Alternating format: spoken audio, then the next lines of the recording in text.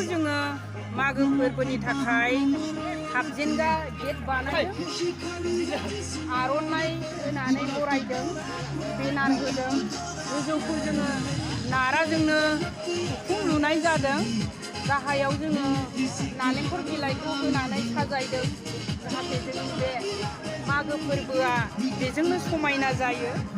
बे मागो फोरबोनि गेटआ बेखौनो बयनिबो सिगाङाव जोंनि बे गेटखौ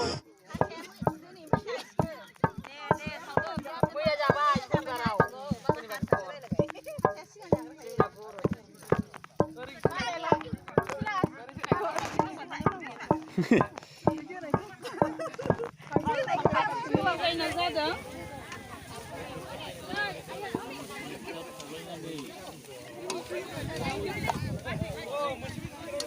नैबे नतुन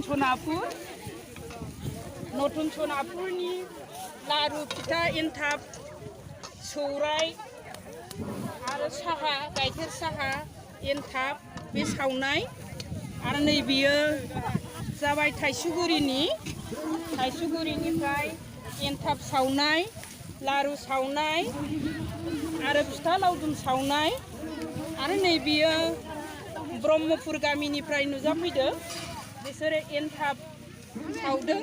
आरो लोगोसे लारुबो सावगोन नैबाव लारु सावनो लाहार फाहार खालामगासिनो दङ आरो नैबेहाय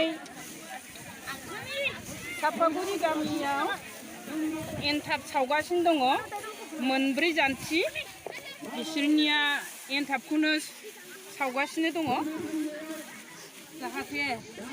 बे जोंनि मागो फोरबोनि फालन खालामनाया दिनै बे सेथि हाबाफारिया जाहाथे मोजाङै मोजां जाफुंसारनानै आरो बैयो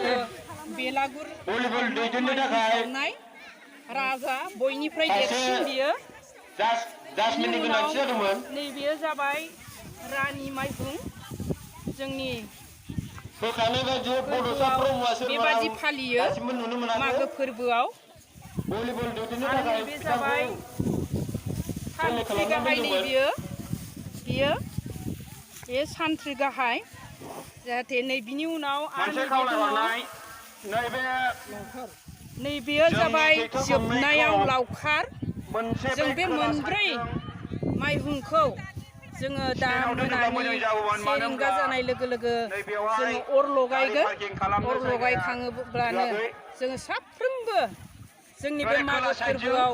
बाहागो लानाय गासिबो रायजो राजाफोरा बेखौ अर लगायखांनाय लोगो लोगो गोथार दुगैस्रां लोबस्राङै जोङो हाबाफारिखौ फोजोबगोन